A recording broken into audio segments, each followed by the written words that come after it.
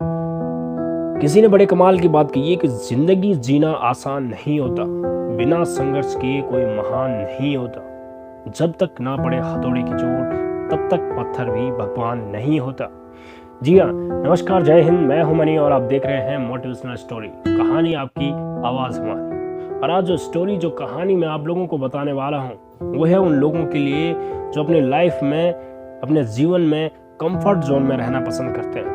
और साथ ही उन लोगों के लिए जिनको पता ही नहीं होता कि वे कैसे माहौल में रह रहे हैं और कैसे लोगों की संगति में रह रहे हैं, और वही माहौल, वही बुरे लोगों की संगति उन्हें जीवन में नीचे डुबोने लगती है। दोस्तों, कहानी शुरू करने से पहले प्लीज मेरे चैनल को सब्सक्राइब करें और वीडियो पसंद आए तो वीडियो को लाइक, कमेंट्स और शेयर जरूर करें।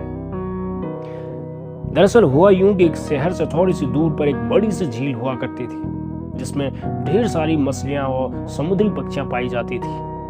और पर्यटकों को अपनी ओर लुभाने का कार्य करती थी। और धीरे धीरे समय बीतता गया, आधुनिक युग आता गया और एक समय ऐसा भी आया कि उस झील के पास एक फैक्ट्री का निर्माण हुआ और उस फैक्ट्री से निकलने वाला वेस्टेज और केमिकल युक्त गंदगी को पाइप के जरिए उस झील में छोड़ा जाता था, जिसका परिणाम धीरे धीरे वक्त के साथ काफी भयानक प्रतीत होने लगे थे, क्योंकि झील की सारी मछलियां मरने लगी थी और कल तक जो पक्षियां उस झील की गहराइयों में गोते लगाकर वहां की मछलियों को अपना भोजन बनाकर अपना पेट भरती थी, वो आज पक्षियां झील के किनारे पर मरने वाली मछलियों को अपना भोजन बनाकर अपना पेट भरती हैं। और यह सिलसिला काफी समय तक चलता रहा कि हर रोज पक्षियां आती और उन मरी हुई मछलियों को खाते और अपना आराम से अपना जीवन व्यतीत करते।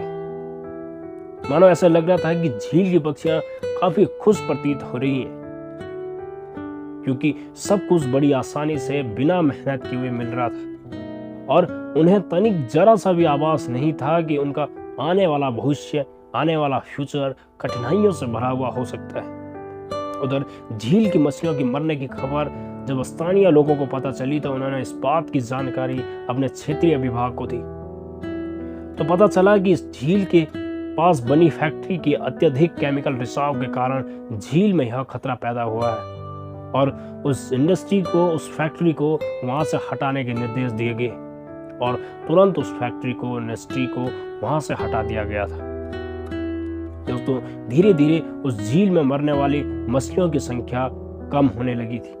और एक वक्त ऐसा भी आया कि अब झील के किनारों पर एक भी मरी हुई मछली दिखाई नहीं देती थी। किंतु दोस्तों, हैरान करने वाली थी यह बात कि उस झील के किनारे मछलियां नहीं बल्कि अब पक्षियां मरने लगी थी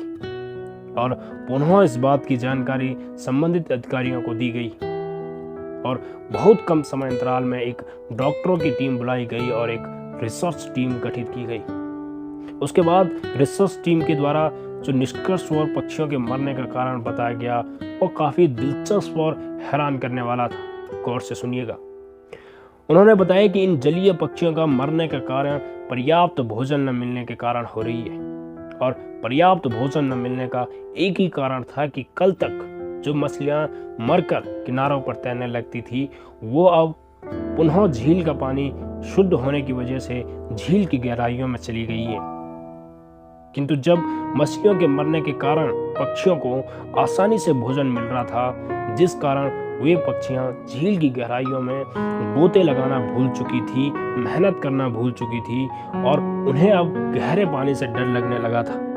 और जिसकी वजह से भूखे रहने के कारण उनकी मौतें होने लगी थी।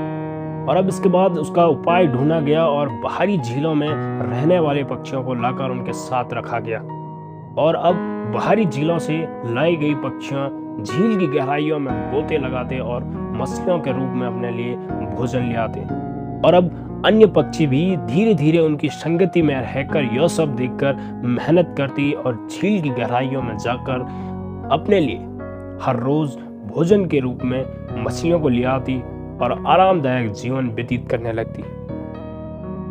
दोस्तों, इस कहानी के माध्यम से मैं आप लोगों को एक ही चीज बताना चाहता हूँ कि बेशक आप अपनी लाइफ में, अपनी जिंदगी में कंफर्ट जोन में रहिए, अपने लिए एक आरामदायक जीवन तलाश करिए, मगर मेहनत करना ना छोड़ें, मेहनत करना ना भूलें। कोशिश करिए कि ऐसे माहौल में रहिए, ऐसे लोगों की संगति में रहिए जो हर वक्त आपको मेहनत करना सिखाते हों और जीवन के लक्ष्यों को प्राप्ति के लिए आपको हर वक्त प्रेरित करते हो। दोस्तों, आपको कहानी कैसी लगी कमेंट्स में ज़रूर बताएं और अगर वीडियो पसंद आए तो वीडियो को लाइक, कमेंट्स और शेयर जरूर करें। जय हिंद।